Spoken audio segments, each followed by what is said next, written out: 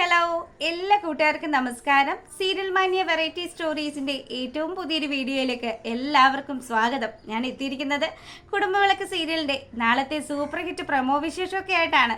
നേരെ നമുക്ക് സുമിത്രയുടെ നാളത്തെ കഥയിലേക്ക് പോയാലോ. അങ്ങനെതാ നമ്മുടെ കഥ തുടങ്ങുമ്പോൾ തന്നെ അപ്പു ആണെങ്കിൽ വലിയ വിഷമത്തിലൊക്കെ ഇരിക്കുകയാണ്.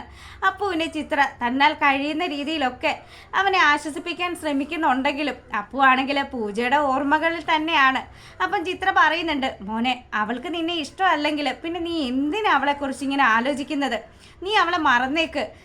അമ്മ നിനക്ക് വേണ്ടി നല്ലൊരു കുട്ടിയെ കണ്ടുപിടിക്കാമെന്നൊക്കെ പറഞ്ഞുകൊണ്ടിരിക്കുമ്പം അപ്പു ആണെങ്കിലോ, അമ്മ എൻ്റെ ജീവിതത്തിൽ ഒരു പെണ്ണുണ്ടെങ്കിൽ അത് പൂജ മാത്രമായിരിക്കും എന്നുള്ള കാര്യം ചിത്രയോട് പറയുകയാണ്. അപ്പം ഇതൊക്കെ കേട്ടുകൊണ്ട് അങ്ങോട്ടേക്ക് ദീപു വരിക. ദീപു വന്ന പാടെ തന്നെ ചിത്രയാണെങ്കിൽ, നിങ്ങൾക്ക് സമാധാനമായല്ലോ അല്ലേ? എൻ്റെ മോൻ്റെ ഇരിപ്പ് കണ്ടോ നിങ്ങൾ? അവനാണെങ്കിൽ ഇപ്പം മര്യാദക്കൊന്നും ഉറങ്ങുന്നുമില്ല, ഉണ്ണുന്നുമില്ല. അതുകൊണ്ട് ഇതിനൊക്കെ കാരണക്കാരനായ നിങ്ങളെയാണ് പറയേണ്ടത് എന്നും പറഞ്ഞ് ദീപുവിൻ്റെ നേരെ ദേഷ്യപ്പെടുകയാണ്. ദീപു ആണെങ്കിൽ, മോനെ എടാ അച്ഛന് തെറ്റുപറ്റിപ്പോയി. അച്ഛൻ ആ പരമശിവത്തിൻ്റെ കാര്യമൊക്കെ ആലോചിച്ച് അവൻ എങ്ങനെയെങ്കിലും പൈസ കൊടുക്കണമെന്നൊക്കെ വിചാരിച്ചിട്ടാണ് പങ്കജിൻ്റെ അടുത്ത് നിന്ന് കുറച്ച് പൈസയൊക്കെ വാങ്ങിച്ചത്. പങ്കജ് എന്നോട് പറഞ്ഞത് നിന്നെയും പൂജയും തമ്മിൽ തെറ്റിക്കണമെന്നാണ്. അതുകൊണ്ടാണ് പൂജ നിന്ന സമയത്ത് നീയും സ്നേഹയും തമ്മിൽ അടുപ്പമാണെന്നൊക്കെ ഞാൻ പറഞ്ഞത്. അതുകൊണ്ട് ദയവ് ചെയ്ത് എൻ്റെ മോൻ അച്ഛനോട് ക്ഷമിക്കണം. എല്ലാം ഒപ്പിച്ച് വെച്ചിട്ട് അവസാനം എന്നോട് മാപ്പ് ചോദിച്ചു കഴിഞ്ഞാൽ എല്ലാത്തിനും പരിഹാരം ആകുമെന്ന് അപ്പു ചോദിക്കുമ്പം നമ്മുടെ ദീപുവിനും മിണ്ടാട്ടമില്ല. അപ്പം ഇനി ഞാൻ എന്താ ചെയ്യേണ്ടത്, നിങ്ങളെ ഞാൻ എന്താ ചെയ്യേണ്ടത് എന്നും പറഞ്ഞ് അപ്പു ദേഷ്യപ്പെടുന്ന സമയം, മോനെ ഞാൻ പൂജയെ പോയി കണ്ട് സംസാരിക്കാം, ഞാൻ അവളോട് കാര്യങ്ങൾ പറയാം, എനിക്ക് പറ്റിയ ഒരു തെറ്റാണ് എന്നും നീ സത്യസന്ധനായിട്ടുള്ള ഒരാളാണ് എന്നും ഒക്കെ അച്ഛൻ പറയാമെന്ന് പറയുമ്പോൾ, നിങ്ങൾ എന്ത് വേണമെങ്കിലും ചെയ്തോ, എനിക്കെന്തായാലും നഷ്ടപ്പെട്ടതൊന്നും തിരിച്ചു കിട്ടുമെന്ന് എനിക്കൊരു പ്രതീക്ഷയില്ല. പങ്കജും പൂജയും ഇപ്പം അത്ര കണ്ട് സ്നേഹത്തിലാണ് എന്നൊക്കെ അപ്പു ഇങ്ങനെ പറഞ്ഞുകൊണ്ടേ ഇരിക്കുകയാണ്. അപ്പം ദീപു ആണെങ്കിൽ വലിയക്കാട്ടൊരു പ്രതിസന്ധിയിൽ പെട്ടിരിക്കുക. ഇനിയിപ്പോൾ എന്ത് ചെയ്യും? തൻ്റെ ഭാര്യയും മകനുമായിട്ട് ഇങ്ങനെയൊക്കെ മുന്നോട്ട് പോയി കഴിഞ്ഞാൽ അധികകാലം ഇവർക്ക് ഈ വീട്ടിൽ ഇങ്ങനെ തുടർന്നു പോകാൻ പറ്റില്ല എന്ന് ദീപുവിന് മനസ്സിലാകുക. ദീപു ആ സങ്കടത്തിൽ അവിടെ അങ്ങനെ ഇരിക്കുക. പിന്നീടാണെങ്കിലോ നമ്മുടെ ശ്രീനിലയത്തിൽ കാണിക്കുക. അപ്പോൾ ശീതളാണെങ്കിൽ സുമിത്രയോട് യാത്ര പറഞ്ഞു, അമ്മ എനിക്കൊന്ന് പുറത്തേക്ക് പോകണം, എനിക്ക് കുറച്ച് സാധനങ്ങളൊക്കെ പർച്ചേസ് ചെയ്യാനുണ്ട്, അതുകൊണ്ട് ഞാൻ പുറത്തേക്ക് പോവുകയാണ് എന്നും പറഞ്ഞ് അവിടെ നിന്ന് ഇറങ്ങാൻ തുടങ്ങുമ്പോഴത്തേക്കിനും സ്വരമോളാണെങ്കിലോ, ശീതളാൻറ്റി എവിടെ പോവാ? ശീതളാൻറ്റി പുറത്ത് പോവുകയാണെങ്കിൽ ഞാനും വന്നോട്ടെ. അതിനെന്താ സ്വരമോളെ, മോൾ ആൻറ്റിയുടെ കൂടെ പോരെന്നും പറഞ്ഞ് സ്വരയാണെങ്കിൽ അനന്യയോടും അനിരുദ്ധിനോടും ഒക്കെ ചോദിച്ചു. അതിനെന്താ, നിന്റെ കൂടെ അല്ലേ കൊച്ചു വരുന്നത് എന്നും പറഞ്ഞ് അവർ സ്നേഹപൂർവ്വം നമ്മുടെ സ്വരമോളെയും അതുപോലെ ശീതളിനോടൊപ്പം പറഞ്ഞു വിടുകയാണ്. പിന്നീടാണെങ്കിലോ സരസ്വതി അമ്മ ഈ കാര്യങ്ങളൊക്കെ ഒളിഞ്ഞു നിന്ന് കേട്ടു. ശീതള പുറത്തു പോയ സമയം ഇത് തന്നെയാണ് തക്ക സമയം. സുമിത്രയാണെങ്കിൽ വീട്ടിലും ഉണ്ട്. അതുകൊണ്ട് സച്ചിനെ വിളിച്ച് വിവരങ്ങളൊക്കെ പറയാമെന്ന് വിചാരിച്ച് സരസ്വതി അമ്മ ഫോൺ എടുക്കുക. അങ്ങനെ സച്ചിനോട് പറയുന്നുണ്ട്, എടാ സച്ചിനെ, ശീതൾ ഇവിടുന്ന് പുറത്തേക്ക് പോന്നിട്ടുണ്ട്, അതുകൊണ്ട് ഈ സമയം നീ മാക്സിമം ഉപയോഗിച്ചോ. ഈ സമയം മാത്രമേ നിനക്ക് കിട്ടുകയുള്ളൂ. സുമിത്രയോടൊപ്പം അല്ലാതെ ശീതളിനെ പുറത്ത് നീ കാണാറില്ലല്ലോ.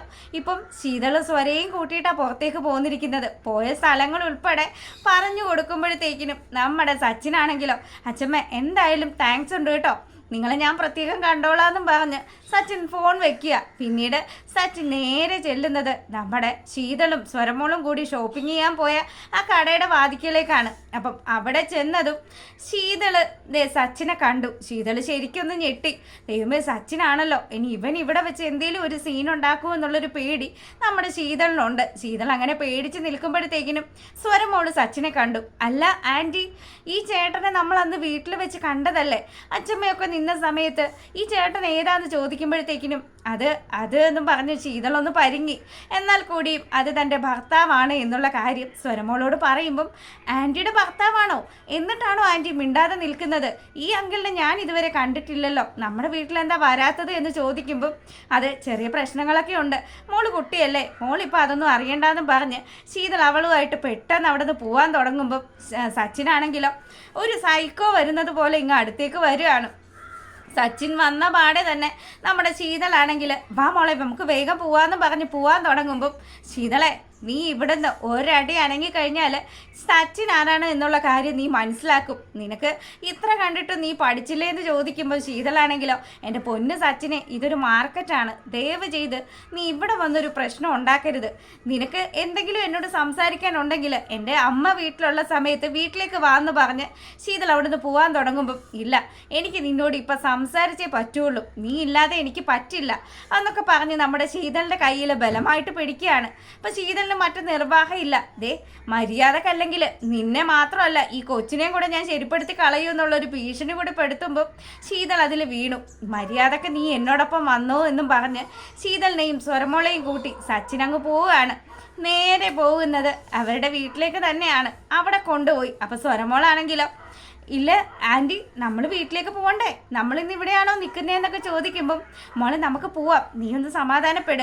അപ്പം സച്ചിനാണെങ്കിൽ കൊച്ചിനോട് വിവരങ്ങളൊക്കെ തിരക്കി കൊച്ചിന് സ്നേഹപൂർവ്വം ചോക്ലേറ്റ് സമ്മാനിക്കുകയാണ്. സ്വരമോളാണെങ്കിൽ ആ ചോക്ലേറ്റൊക്കെ തിന്ന് TV ഒക്കെ കണ്ട് അവിടെ അങ്ങനെ ഇരിക്കുന്ന സമയത്ത് സച്ചിൻ ശീതളിനോട് പറയുക, ഇനി നീ ഈ വീട്ടിൽ നിന്ന് മടങ്ങി പോകില്ല, നിന്നെ വിടാൻ ഞാൻ ഉദ്ദേശിക്കുന്നില്ല.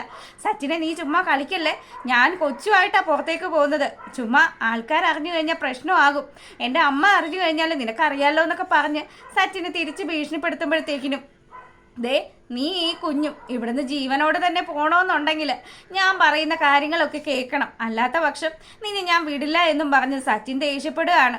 അപ്പം കുറേ സമയമായി തൻ്റെ മകള് പോയിട്ട് കൊച്ചിനെക്കുറിച്ച് ഒരു വിവരം അറിയാത്തത് കൊണ്ട് തന്നെ അനന്യയാണെങ്കിൽ മോളെ തിരക്കുകയാണ്. അപ്പം അനിരുദ്ധ് പറയുന്നുണ്ട്, എടി ശീതളിൻ്റെ കൂടെ അല്ലേ അവൾ പുറത്തു പോയത്, നീ പിന്നെ എന്തിനാ ഇങ്ങനെ ടെൻഷൻ അടിക്കുന്നത്, അവർ രണ്ടുപേരും കൂടി ഇങ്ങ് വന്നോളൂ എന്ന് പറയുക. അപ്പം സരസ്വതി അമ്മയാണെങ്കിലോ ഒപ്പിക്കാവുന്ന കാര്യങ്ങളൊക്കെ ഒപ്പിച്ച് വെച്ചിരിക്കുകയാണ്. സച്ചിൻ സ്വരയെയും ശീതളിനെയും അവൻ്റെ വീട്ടിലേക്ക് കൊണ്ടുപോയെന്നുള്ള കാര്യം സരസ്വതി അമ്മയ്ക്ക് മാത്രമേ അറിയാവുള്ളൂ.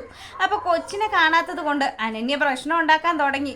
കാര്യങ്ങൾ കൈവിട്ട് പോകുമെന്ന് മനസ്സിലാക്കുന്ന ആ ഒരു സമയത്ത് സരസ്വതി അമ്മയാണ് പ്രതിയാകുക.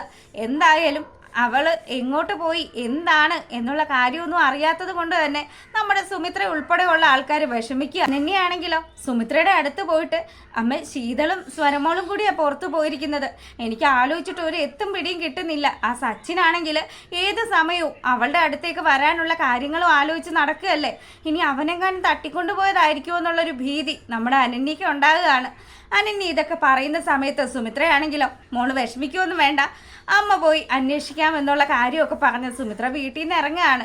അങ്ങനെ സുമിത്ര പോകുന്ന ആ ഒരു സമയത്താണെങ്കിലോ നമ്മളെ കാണിക്കുന്നത് നമ്മുടെ രഞ്ജിതയാണ്.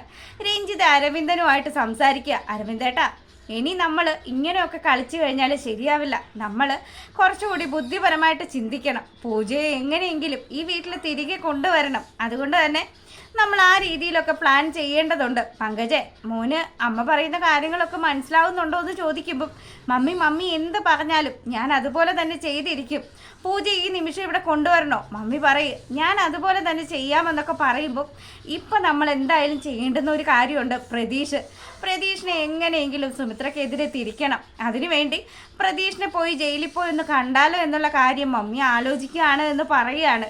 അപ്പം ഇവരിങ്ങനെ ചിന്തിച്ചുകൊണ്ട് നിൽക്കുന്നതും സുമിത്ര കുഞ്ഞിനെ തിരക്കി നടക്കുന്നതും ഒക്കെയാണ് നാളത്തെ വിശേഷത്തിലുള്ളത്. എന്തായാലും എല്ലാവരും കാണുക, സപ്പോർട്ട് ചെയ്യുക.